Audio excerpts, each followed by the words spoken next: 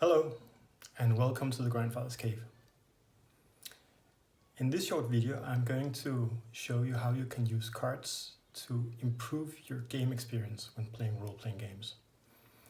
And this, while it has the most effect for the GM, is also advice that might be useful for players who might want to use some of these tips to improve their own game experience. In general, cards can be used to create a better flow in your game and to make information more accessible. While there are a lot of great quality products out there created by Wizards of the Coast and other companies, I will advise against buying these, and I'll get to that in just a moment. The cards I suggest using for role-playing games can be divided into 8 groups. There are spell cards and item cards, there are player character cards, non-player character cards, monster cards, there are location cards, there are special effect cards, and there are condition cards. To start with, I want to show you some examples of commercially available cards. These are power cards from the Dungeons & Dragons 4th edition game and spell cards from the 5th edition games. I think they are all very good quality, and I think they look nice. They have great artwork and nice layouts. However, there's something wrong with these cards. If you look at them, the print that explains what the power or the spell does is extremely small. And while this might not be a big problem for a player running a player character with a lot of time between rounds to figure out what he wants to do, this is not very useful for a GM. The information must be much more accessible than they are in these cards. Sure, you can see what sort of action, you can see components and saving throws, range, duration, such things on these cards. But the actual effect of the spell is hard to decode on these cards. I have also some other examples here. This is from a small publisher who has made cards for the Pathfinder 1st edition game. And the problem is even worse with these cards. Not only is the effect of the card printed very small and hard to read, the same also applies to casting time, duration, components, and all those things. So while they might be very useful for a player, they're, in my opinion, quite useless to GM. This here, however, these are cards I have made myself for my own game. The spells on these homemade cards are formatted and very similar to what you know from Dungeons & Dragons or Pathfinder game if you play those. But I have made a point of altering the font size to allow me to have all the necessary information on the card, but not to clutter it with unnecessary text. This way it is easier to read, both for a player and for a GM. I admit that the font size on the ESP spell is quite small, but that's also because I want to use this card as a handout, so I can hand it to players so they know what the ESP spell does. If I only wanted to use this myself as a GM, I would probably just have written, you detect surface thoughts of living sentient creatures, and I wouldn't need any more information than that. The rest of the information I either remember or I just make up on the fly. And this is actually the main reason why I would advise against buying ready-made cards from the big publishers. While the quality is good and the artwork might be very fine, they are expensive. And on top of that, they might not even actually provide the information you need, either as a GM or as a player. And that is why I advise that you make your own cards. I will now show you some examples of cards that you can make yourself. You can either make these on index cards, or you can write them or print them on heavy paper, or even normal paper will do. You might already have experience with player character cards. Many GMs like to use these to have information at hand about a character's name, what senses it might have, what sort of skills they have. But it can also include something like an initiative modifier or an armor class. It really depends on what the GM thinks is useful I, however, also like having cards with NPC information. I like to have some piece of art on one side of the card so I better remember what the character looks like and can describe that.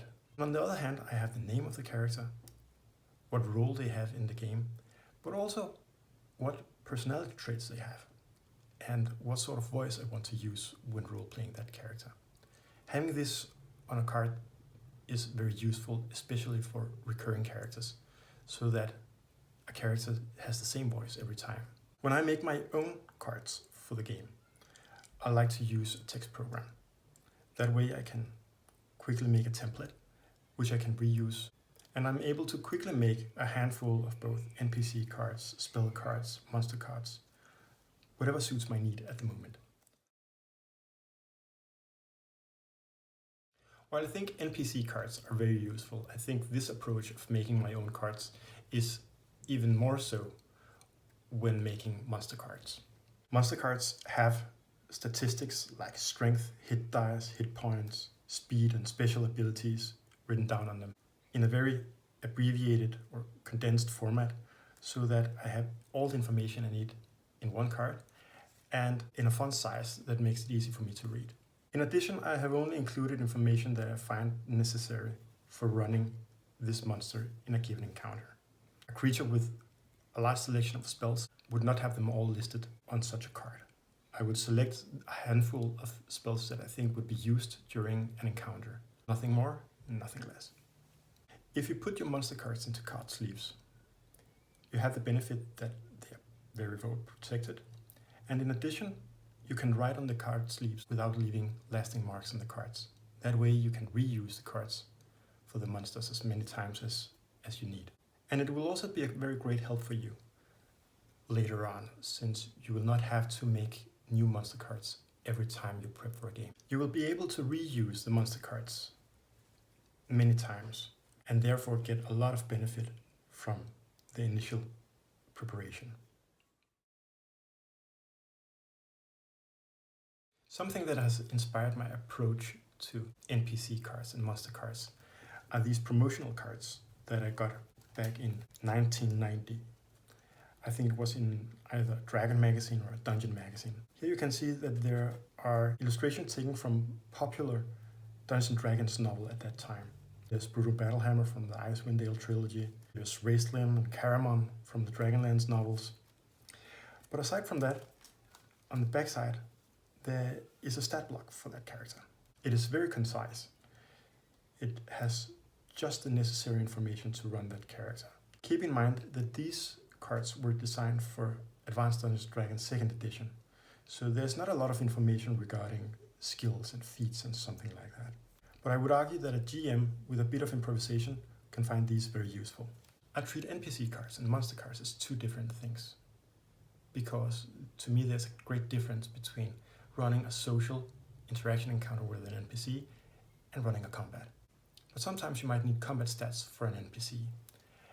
And in that case, I would just make a monster card for that NPC and include it with the NPC card.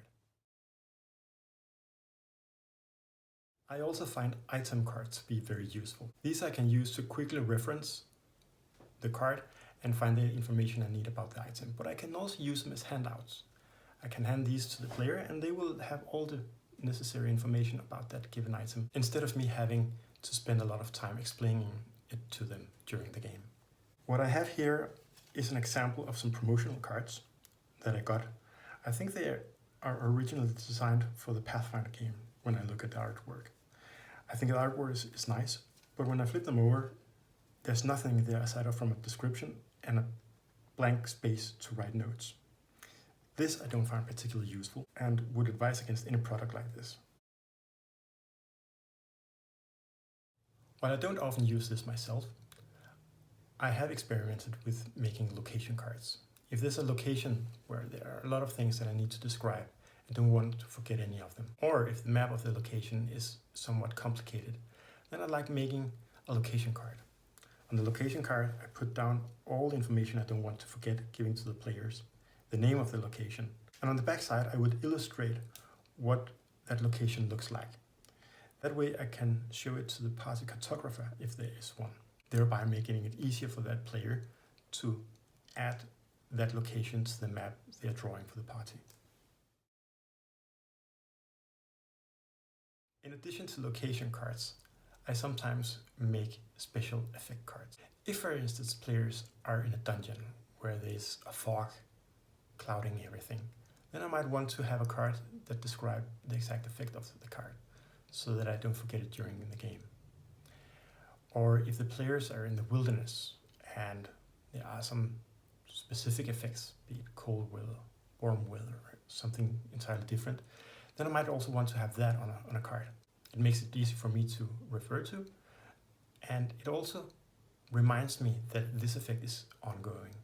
A bit related to these special effect cards are the condition cards. Some games, in particular Pathfinder games or Dungeons & Dragons 3.5, have a lot of conditions, and it might be difficult to remember all of them. In those situations, I like to use condition cards. They are quick and easy references, and you can hand these to players so that they remind them of the condition their character is affected by and what the effect of the condition is while they have that card. While I'm not very positively disposed towards the power cards and spell cards produced by the big publishers, because they are generic, there are still a lot of cards out there that a GM might find useful. These could be critical hit cards, fumble effect cards, plot twist cards, chase cards, or even random side quest cards.